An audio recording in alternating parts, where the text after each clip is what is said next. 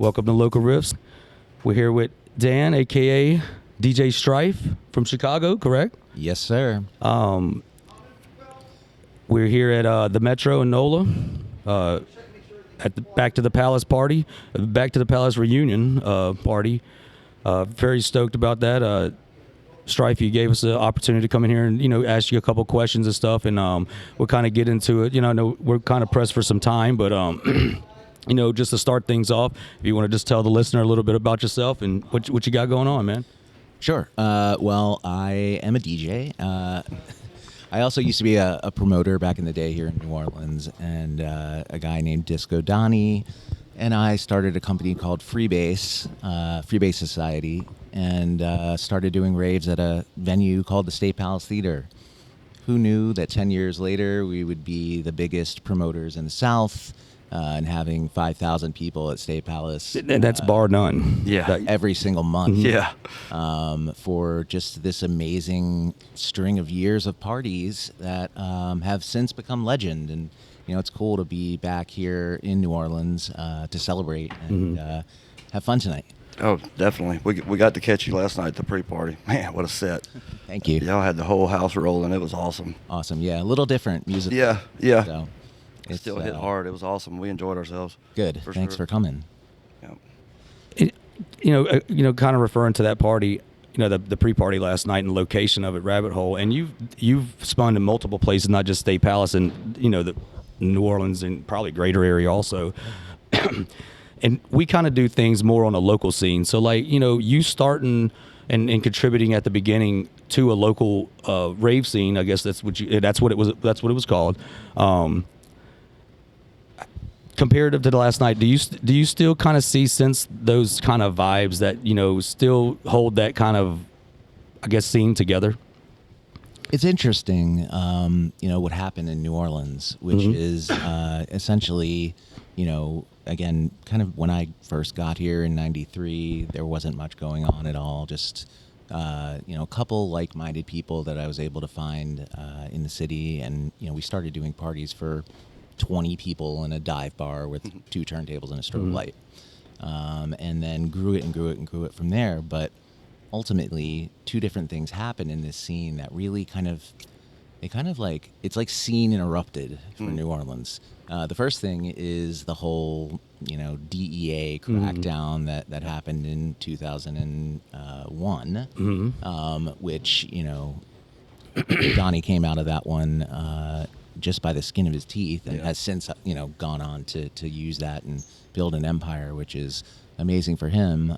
But at the time when all that went down, it really took a toll on the scene. It was almost detrimental. Yeah, it totally devastated. Yeah. And then even after that, it was difficult with law enforcement for the next couple of years. And then Katrina, in 2005, and with Katrina, with that just bomb going off and everybody spreading out, the scene stopped, right? And it just, there was a moment, a year of just nothing. Nothing, yep. And then a lot of the people, myself included, who were major players or contributors to the scene had left. Right. So it basically just started over. And it also kind of caught the wave of, bass music first starting to get popular, and with what Eric Unicorn Fucker's doing was doing with Bass Church, still doing, and that got popular, but it got more genrefied, right? When it restarted, because there wasn't the 5,000 person massive around anymore to come to State Palace, it started to get very, okay, we've got a dubstep party for 100 people, we've got a house party for 100 people. It started to get segmented. And then, honestly, it took a while for that to kind of build a little bit. But in the meantime, a lot of the history from the first wave of this scene was lost. Right. There's still... Yeah, because a lot of those people just stopped going, because they might have not have found it safe, or, because me and him talk about it a lot, that stereotypical thing with the cops and, that kind of thing.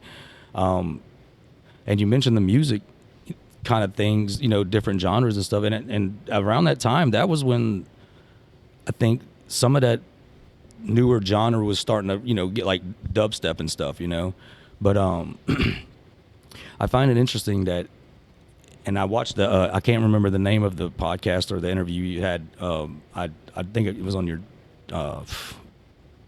whatever the damn band. It's like you did the talking about the same thing. And you had mentioned in there about just contributing and building, and then like you said, moving away. What drew you back to kind of contribute again, just like like coming back, I guess you like it was mentioning just a minute ago. Yeah. So when I left in '05, when Katrina hit, I moved back to where I grew up in New Jersey. And, at that time, in the first wave of the rave scene, a lot of where your bookings came from had to do with your region, right? So, like, I was the guy from New Orleans, right? So if a promoter in Houston wanted to try to pull people from New Orleans or, like, pay some respect to New Orleans, they would book me. So, I played a lot when I lived here in the South and the Midwest and a little bit of the West Coast, but not so far up into, like, the East Coast or, like, Chicago. I never played in Chicago until I lived there, right? So basically, when I moved to New Jersey because of Katrina, I had to take a back seat with DJing because my region, it didn't matter to anybody in Philly that, like, there's a New Orleans guy, right? So basically, I kind of they knew though, right. They only knew. Right. So I started to get focused on my career now, which is in the restaurant industry. But so at that point, I basically stopped DJing for a little while, a couple years. And then that bass music thing started to happen. And, as a fan of 140 BPM, hard house, for me, dubstep at 70 BPM, which is double timing into 140. I was like, this tempo's awesome. This shit is hard. I like it. Right. So I started to do a night in New Jersey, a very small underground night called FML. And that was like maybe 100 people max that we would get. And we did it every Thursday for years. It had its ups, it had its downs, but we did all underground bass music. So I got to get my feet wet with some other genres. And then from there, I met my wife in New Jersey, and then she moved to Chicago for a job, and I followed her. So we weren't married at the time, but I guess I made the right decision. That's good. That's awesome.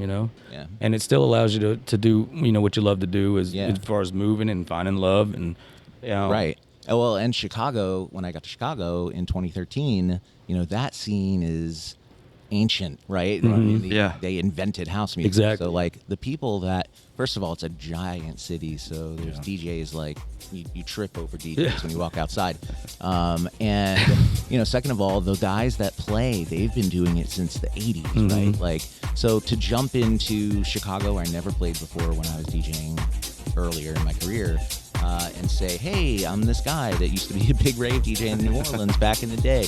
It doesn't really carry any weight. Yeah, not really impressive. Yeah. So I was like, okay, I'm, again, focusing on career. And then last year, somebody sent me a flyer for a DJ contest, and I was like, I'm just gonna enter this, and not tell anybody that I've been DJing for 25 years.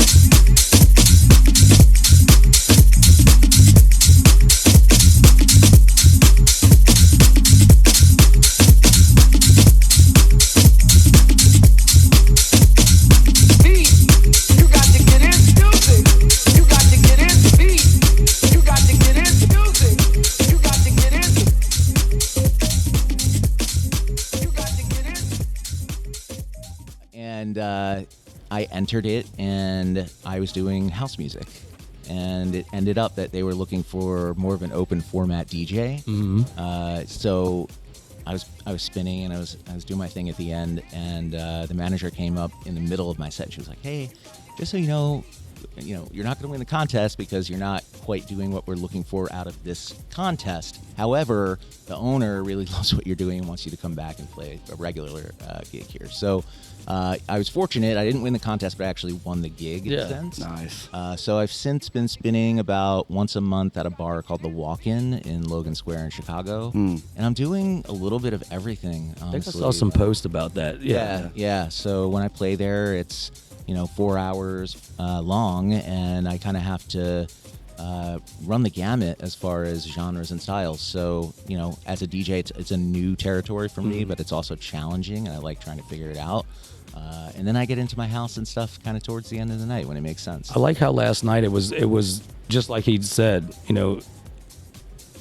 Would you did it what 2.5, three sets last night, something like that, and each one of them had its own attitude. I think. Yeah, you blew the fuck up. Yeah, that was amazing. Thank you. Yeah, I mean, you know, that's the new style that, or one of the new styles that I'm playing, which is, you know, tech house, and also a little bit of disco house, a little jackin' house, and you know, but everything that I do, whatever genre it is that I want to start to dabble in, there's always an element of what I call strifeness to it, which is just like there's just that an little energy. flair, There's an energy, and there is just a kind of pumping electricity about the tracks that I like. You know, so it's just it bleeds through into whatever I'm working with.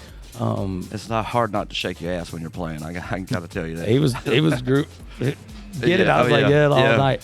Oh, it was unbelievable set.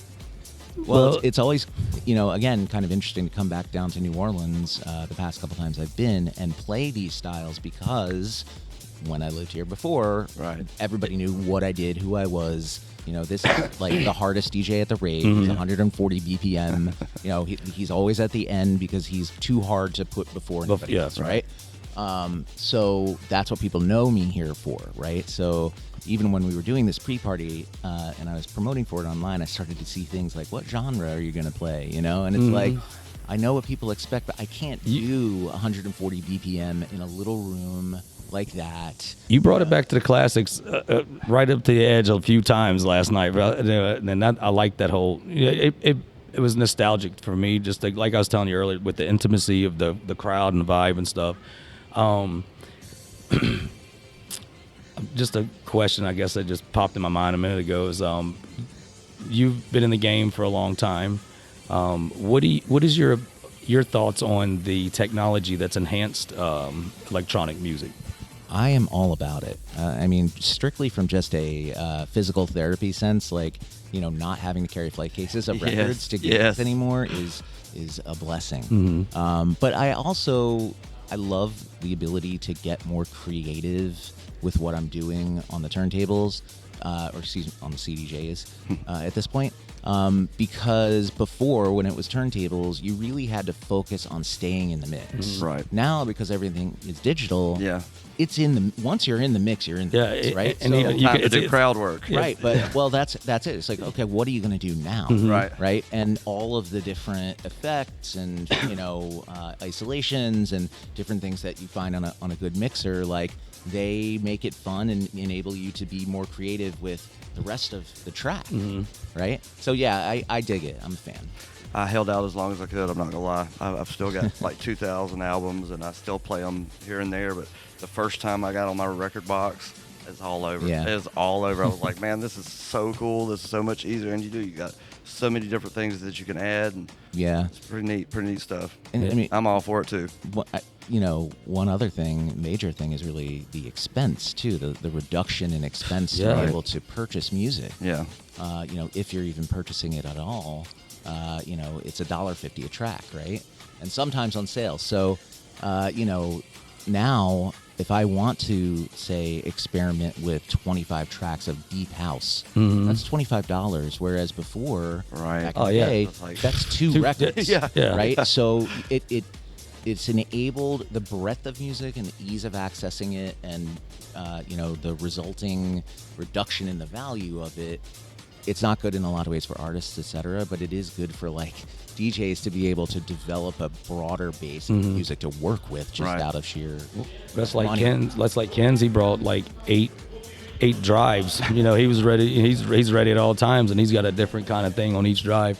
And I like that's interesting because I just see it makes it easier. I mean, I'm getting into the little the record box thing, you know, and I'm totally.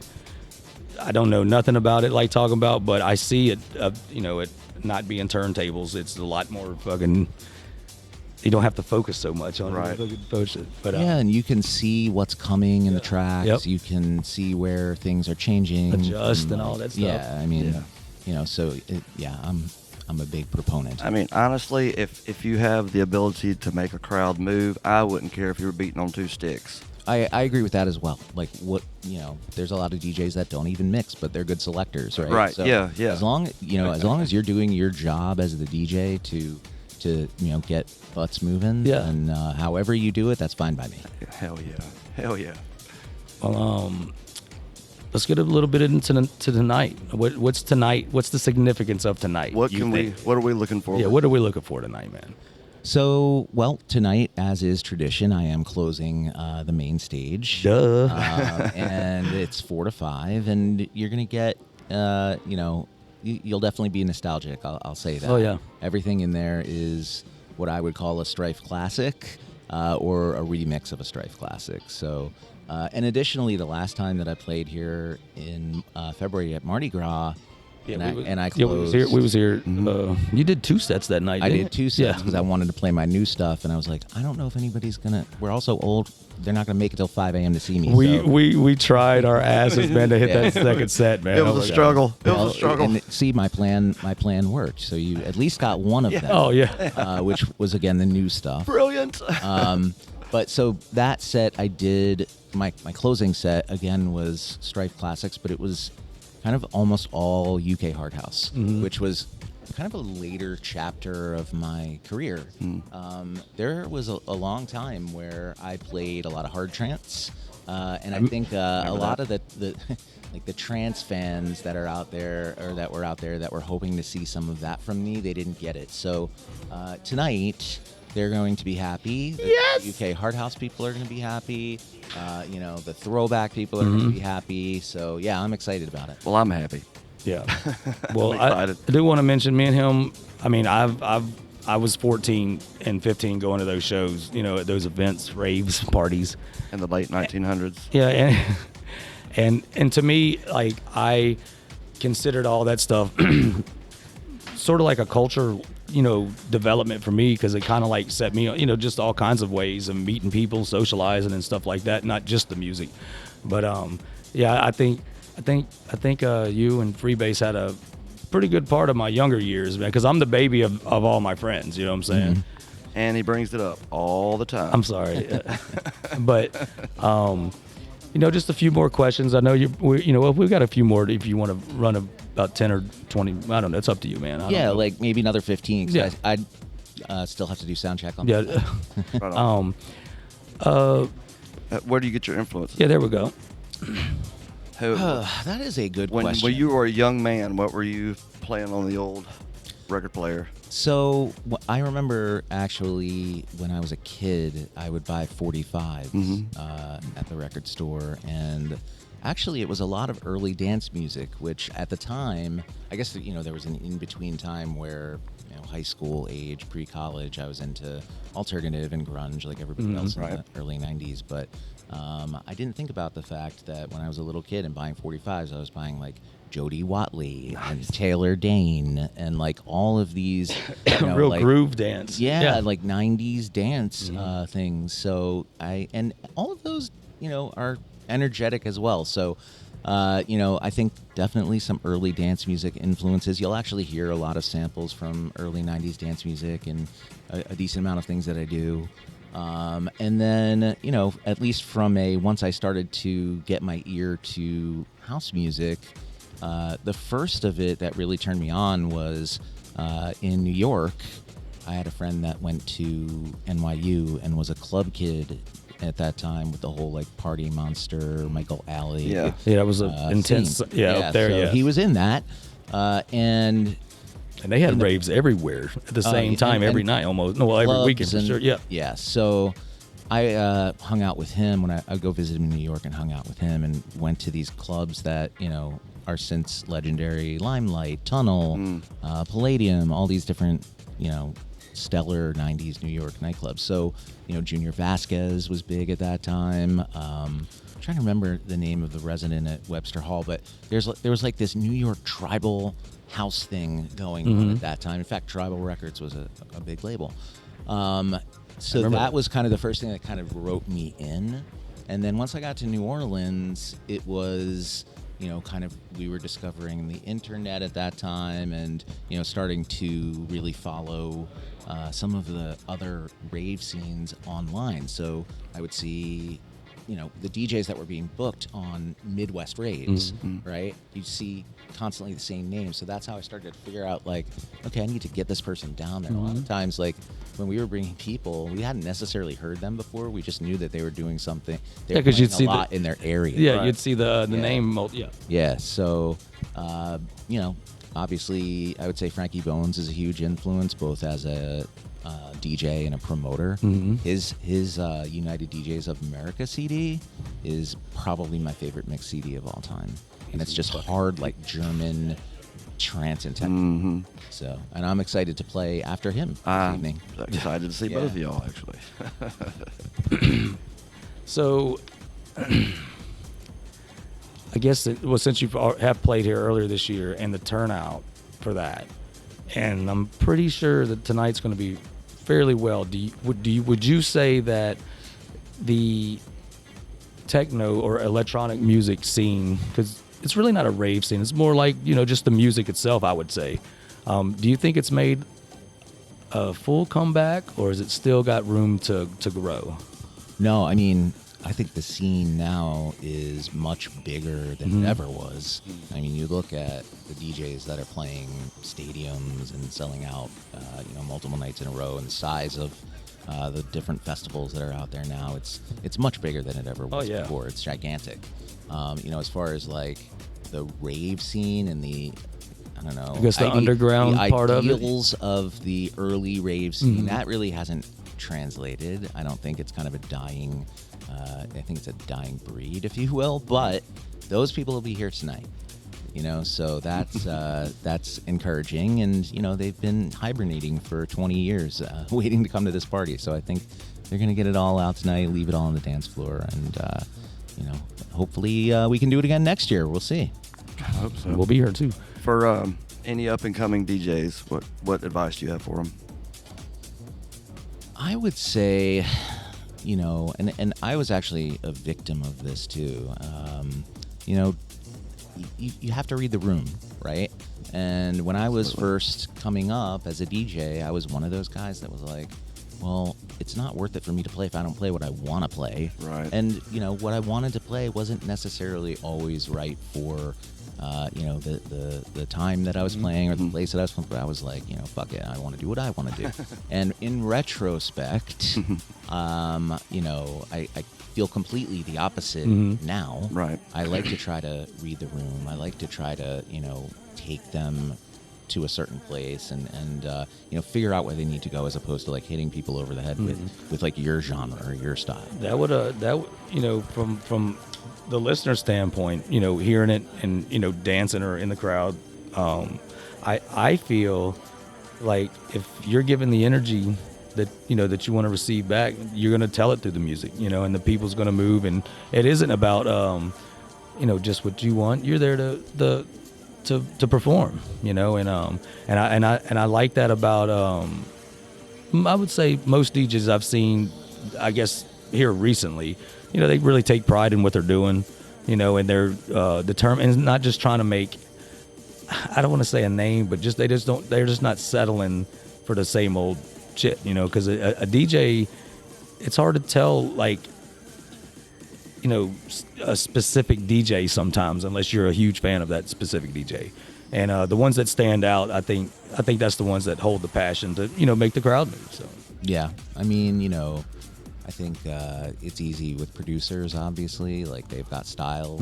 Usually you can tell who, if somebody's got a signature sound, but like, I guess with DJs, like, I don't know, maybe a signature sound isn't good. Maybe you need to, have different sounds for different moments. And that's definitely in my older, wiser years, something that I've taken to heart. And it's actually enabled me to do a lot more. Like, I'm doing some gigs for like celebrity chefs and James Beard bruncheons. And it's like, I'm playing funk, you know what I mean? And I've never, before preparing for this gig, done something like that, but I loved it. Right? What did you call it earlier? It was something genre, but like trying to, like you can go to anything and put out some music. Like you can mix and spin like funk and stuff. You probably caught the attention of all the people that was there listening. You know, just what's your style? Just being able to do that, even though you haven't done it before. Yeah. Well, you know, tonight, obviously, you're getting the style that you're all accustomed to here. So, Yay. And I love it. Don't get me wrong. In fact, like, I relish the opportunity to do it because I really don't have the opportunity in any of the other things that I'm doing regularly at this point. Like, I can't step into my little local bar and Blast them down. 140 BPM UK Hard House. It's just not happening. So this is a fun thing for me to do. I still love the music and the adrenaline of it, and it's the perfect form. Well, I want to thank you. I'm not trying to end it, but I do want to thank you for, you know, letting us come in here and chat with you and stuff. Big fans and for the years of entertainment. Yeah, it's been exactly. And, Thanks for listening. and like I said, that whole area, that era, that played a huge part of my life. And like I said, I think tonight, I think I'm gonna be like tickled pink with the nostalgic. You know what I'm saying? So, is there any kind of plans for maybe any albums or upcoming releases or anything that you have planned? Well, no, you know, I've never been a producer, so I don't make music, but you know, I have some DJ gigs coming up. Like I said, I have my usual monthly, a couple other irons in the fire, and you know, at this stage of the game, like if I'm playing out once a month, I'm happy. I don't think I could do it like I used to. You know, multiple days a week, flying here and there. Like, I can't do that anymore. You know, just like I've got a wife and I've got a career, and it's like, you know, I have my one week of fun, and then I'm good. Man, we utilize every chance we get, and you know, we don't like wasting it. And it's the same way. You don't have to go full blast every single day. So, but Yeah. Well, Andrew, is there anything you would like to conclude or add to the? I'm just so excited to be a part of this. I can't believe I'm sitting here with one of my favorite DJs. I'm trying to hold it together. Well, I really appreciate you guys, you know, giving me the opportunity to tell some stories. And You've been such a huge part of the scene. For sure. It's so amazing. And what we do is that's what we hunt for and I've never let, you know, State Palace, New Orleans rave scene ever die in me, man. I've always been there, you know what I'm saying? But you know, we do get aged and we have to move on some things, but no, it's no worries, man. Like I said, we really appreciate you letting us do that, and sorry other guys, sorry. But I don't know, man. I'm pretty high as a kite. You hyped? Hyped up. hyped. But no, man. If that's all you got, Dan, man, DJ Stryfe, we're here at Metro NOLA. All our listeners that didn't make it, you should have been here. You should cry. Next time. Yeah, you should cry. Definitely next time. But we appreciate it, Stryfe. Andrew, thanks for joining in on here. This has been Now it's a party. Local Riffs. Thanks, Peace, guys. All right. Thanks a lot. Have fun in it. Peace.